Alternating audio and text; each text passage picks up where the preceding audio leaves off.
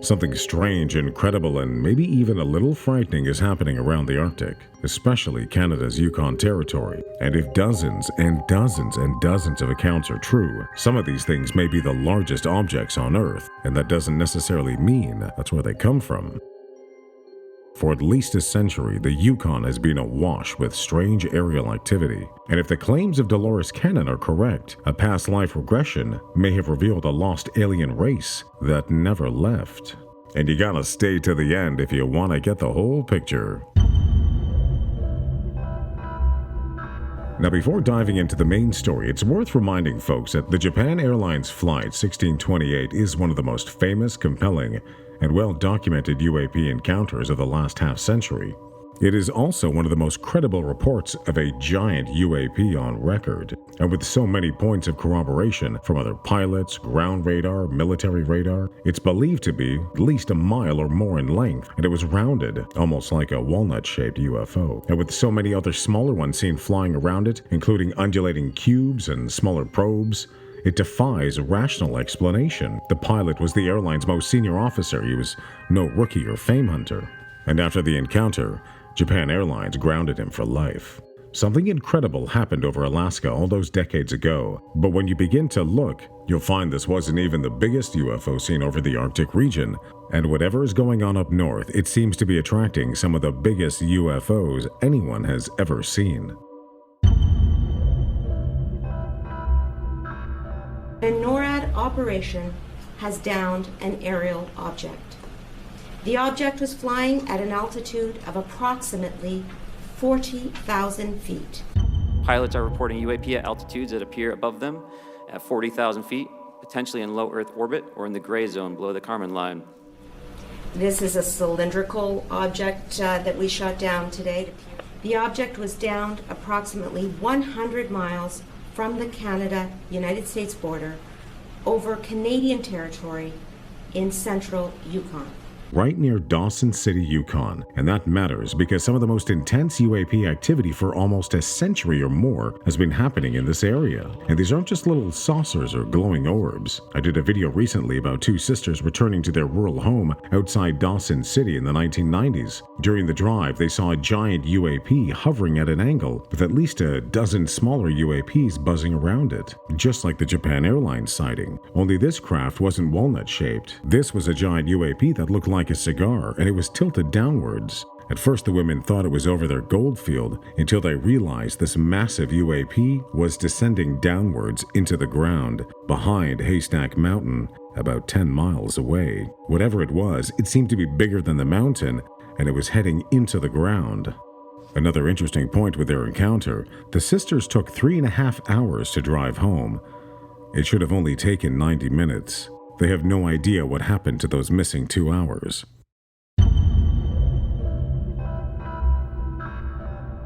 Let's jump ahead a few months in 1996 to the Christmas season.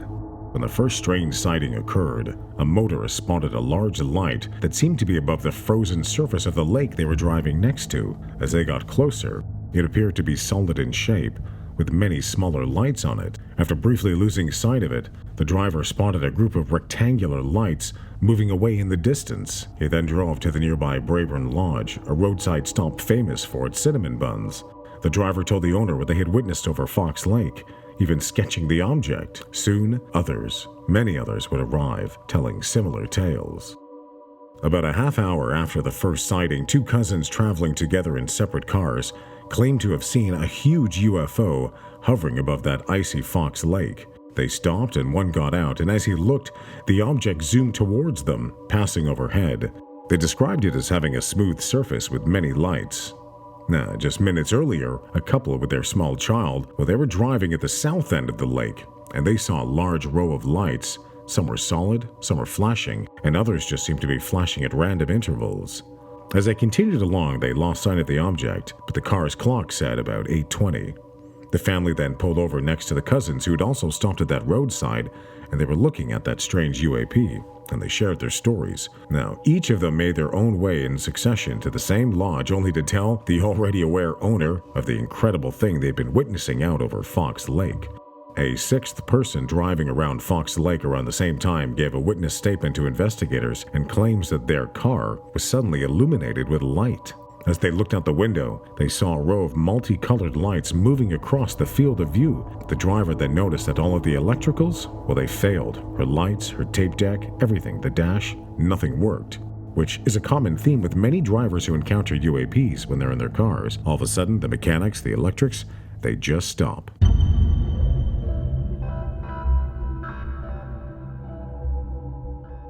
Just up the road, the Pelly Crossing sightings began to occur sometime around 8:30 or 9, but the small community lies 2.5 hours drive from Fox Lake.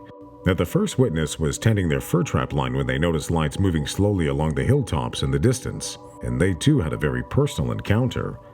As he turned and moved towards the strange object, he ended up swinging his flashlight beam and it crossed with some of the UAP lights. Then, suddenly, the craft changed direction and began speeding up and moving towards him. Suddenly, the large, solid craft was about 300 yards away. It seemed to be sweeping from side to side as it was going over the ground. A giant green beam of light shone out the front, and out the back shot out 2 other smaller beams of light. As he backed away, he turned his gaze for just a moment, but when he looked back, the craft was gone. 2 more witnesses nearby pulled over their vehicle to watch that strange row of lights moving where that first Pelly Crossing witness was standing.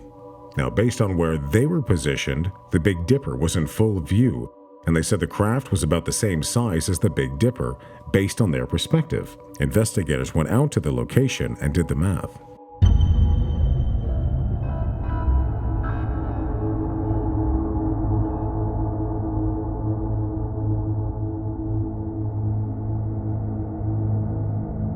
While all of this was taking place, 4 women attending a community college were outside enjoying a break when they saw a row of lights attached to a large, solid object, and it was moving silently across the sky before it disappeared from view and kept moving on. In the nearby community of Carmacks, 4 men in a pickup truck pulled over to get out and watch a large object they saw that was covered in lights moving across the horizon, and it made no sounds as it headed to the northeast. Now, all of them recalled how the object seemed to be moving far too slow for any kind of object of that enormous size. Around that same time, 5 other witnesses, a family at home in their living room, had probably the most shocking encounter.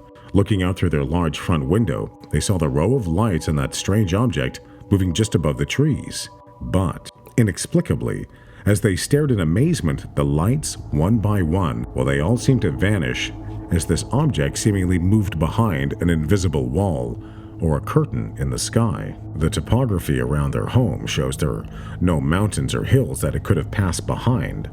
The next day, the sighting was widely reported across all major media outlets in the north, including multiple sightings from many other people who apparently witnessed the same craft from even farther away, everyone describing it as large.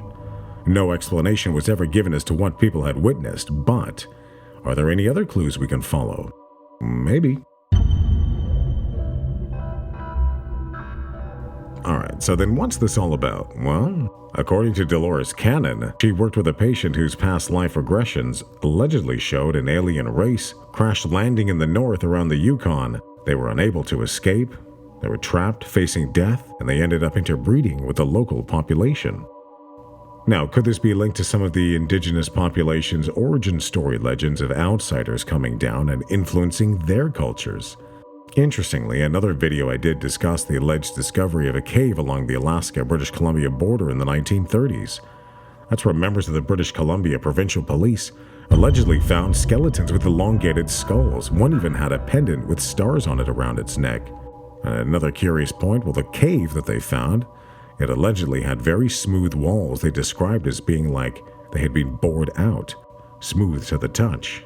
So, could these large ships be traveling to some kind of base in the north, crazy as it sounds? One that may be inside the Earth? Well, it is a wild theory, but we do live in a world where UAPs are real, at least according to folks like NASA and the US government. So maybe it's time to allow ourselves a little more freedom outside the box for these thought experiments to help try and find the truth.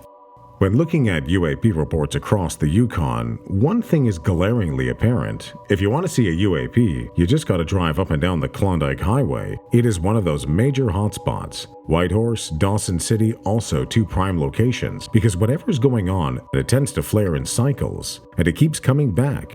From the 1930s all the way to today, and the North is alive with the strange and unusual. Even the local indigenous populations, well, they have stories of their own that are even older of strange occurrences in the skies. Ach aya yua yakakan dis kakut kanaha kumziti.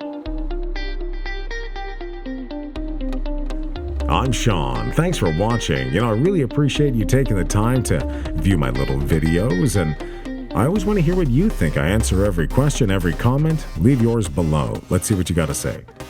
We do live in strange times indeed. Click the box and check out one of my other cool videos.